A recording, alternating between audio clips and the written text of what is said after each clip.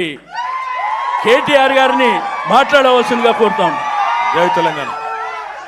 అందరికీ నమస్కారం.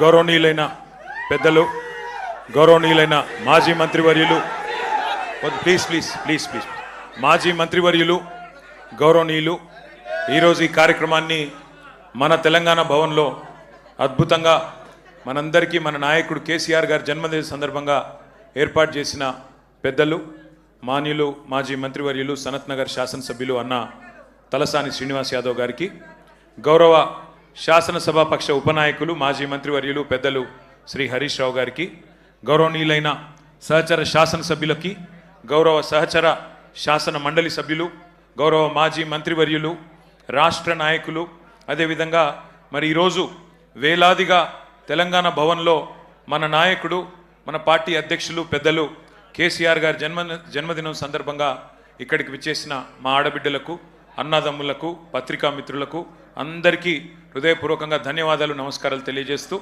మరి మీ అందరి ఆశీస్సులతో, మీ అందరి ప్రార్థనలతో పెద్దలు కేసీఆర్ గారు నిండు నూరేళ్లు మంచి ఆరోగ్యంతో తెలంగాణను నడిపిస్తూ ముందుకు సాగాలని మనస్ఫూర్తిగా ఆకాంక్షిస్తూ, ఈరోజు చాలామంది చాలా మాట్లాడుతూ ఉండొచ్చు, కానీ కేసీఆర్ గారు 2001 సంవత్సరంలో గులాబీ జెండా ఎగిరేసిన నాడు పరిస్థితి ఏందో ఒక్కసారి మననం చేసుకుంటే మనందరికీ కూడా ఆనాడు ఆయనకున్న ప్రతీప శక్తులు, ప్రతికూల శక్తులు, ఆయనను ఆ రోజు ఆపడానికి, తెలంగాణ రాకుండా చేయడానికి చేసిన ప్రయత్నాలు ఒక్కసారి తలుచుకుంటే ఏ సందర్భంలో ఎలాంటి సాహసం మన నాయకుడు చేసిండో మనకు ఒకసారి గుర్తు తెచ్చుకోవాల్సిన బాధ్యత మన మీద ఉంది.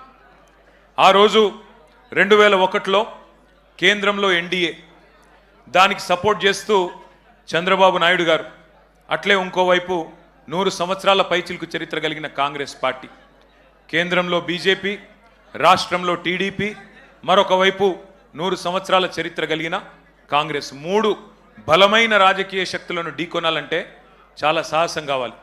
ఒక రకంగా చెప్పాలంటే సాహసం కాదు, దుస్సాహసం.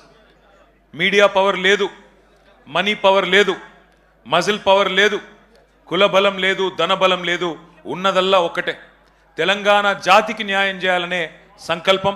ఆ తెలంగాణ నినాదంలో ఉన్న న్యాయం, ధర్మం, ఇది మాత్రమే కేసీఆర్ గారిని మొండి ధైర్యంతో, ఉక్కు సంకల్పంతో ముందుకు నడిపించినాయి. ఇక సరే, తర్వాత జరిగింది చరిత్ర. పెద్దలు హరీష్ రావు గారు చెప్పారు, శ్రీనివాస్ యాదవ్ గారు చెప్పారు. 14 ఏళ్ల ఉద్యమ ప్రస్థానం మీకు తెలుసు, కేసీఆర్ గారి త్యాగం మీకు తెలుసు, కేసీఆర్ గారి పోరాటం తెలుసు, కేసీఆర్ గారి నాయకత్వంలో ప్రజలు ఉద్యమించి తెలంగాణ సాధించుకున్న తీరు కూడా మీకు తెలుసు. తదనంతరం 10 ఏళ్ళు అద్భుతంగా రాష్ట్రాన్ని, ఆనాడు మాకు ఒకసారి ఒక సందర్భంలో అరుణ్ జైట్లీ గారు చెప్పినారు, ఢిల్లీలో జనరల్గా నాయకులు అయితే బెస్ట్ యాజిటేటర్స్ ఉంటారు, లేదా మంచి అడ్మినిస్ట్రేటర్స్ ఉంటారు, కానీ మీరు అదృష్టవంతులయ్యా, బెస్ట్ అడ్మినిస్ట్రేటరు కేసీఆరే, బెస్ట్ అజిటేటరు కూడా కేసీఆరే, అది మీ అదృష్టం అని వారు చెప్పారు. అట్లా 10 ఏళ్ళు అద్భుతంగా రాష్ట్రాన్ని నడిపిన నాయకుడు కేసీఆర్, దేశానికి దిక్సూచిగా తెలంగాణను నిలిపిన నాయకుడు కేసీఆర్.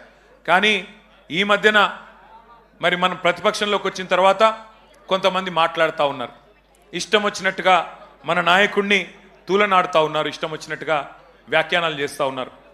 జాతి మీద, జాతి గౌరవం మీద ఎవరు పడితే వాళ్ళు మాట్లాడుతూ ఉన్నారు. నేను వారికి అందరికీ ఒకటే చెప్తా ఉన్నా, తెలంగాణ మట్టితో మమేకమైన వాడికి, తెలంగాణ మట్టితో మమేకమైన వాడికి, ఉద్యమాల ఉగ్గుపాలు తాగిన వాడికి, ఆత్మగౌరవ పోరాటంలో కలిసి అడుగు నడిచిన వాళ్ళకి మాత్రమే జాతి అంటే ఏంటో తెలుస్తుంది, జాతి గౌరవం అంటే ఏంటో తెలుస్తుంది.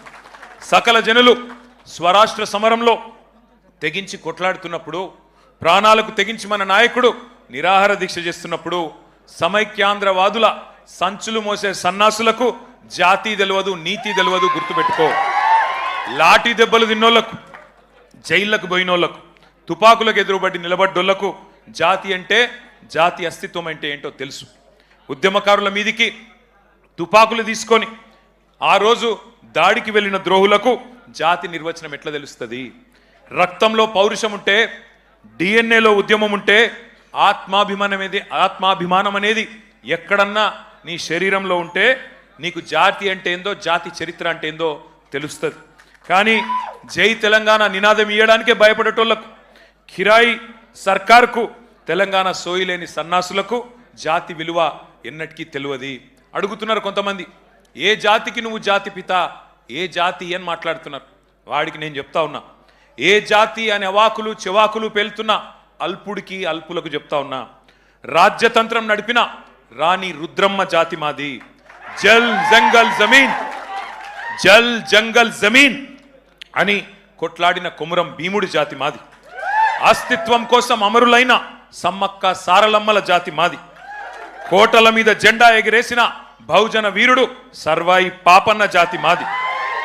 భూస్వామిల దోపిడీ మీద పోరాడిన దొడ్డి కొమురయ్య జాతి మాది. బరిలో బందూకు బట్టి దేశ్ముఖ్లను తరిమి కొట్టిన వీరనారి సాకలి ఐలమ్మ జాతి మాది. సామాజిక విప్లవకారుడు భాగ్యరెడ్డి వర్మ జాతి మాది. సిపాయిల తిరుగుబాటు బావుట ఎగరవేసిన తుర్రేబాస్ ఖాన్ జాతి మాది. ప్రాంతం వాడు మోసం చేస్తే ప్రాంతంలోనే ఉప్పు పాతర వేస్తామన్న కాలోజీ జాతి మాది. నా తెలంగాణ కోటి రతనాల వీణ అని అని చెప్పిన దాశరథి జాతి మాది. 1952లో గైర్ ముల్కీ గో బ్యాక్ అని నెత్తుటి త్యాగాలు చేసిన విద్యార్థి అమరవీరుల జాతి మాది.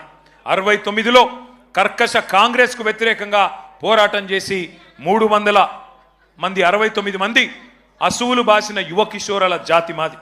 మలిదశ ఉద్యమంలో ఢిల్లీ మెడలు వంచిన తెలంగాణ జాతి మాది. అనువనువున ఆత్మగౌరవం తొనికిసలాడే జాతి మాది. నీతి ఉన్న రీతి ఉన్న తెలంగాణ జాతి మాది. నీకేం తెలుస్తుంది అని చెప్పి వాడిని అంటా ఉన్నా. ఒకటి మాత్రం పక్క, ఢిల్లీకి సలాం కొట్టి బతికే సామంతులం మేం కాదు. నిటారుగా నిలబడ్డ వెన్నుముక ఉన్న తెలంగాణ భూమి పుత్రులం ఆ జాతి మాది. సామంతుల జాతి కాదు, స్వతంత్రుల జాతి మాది.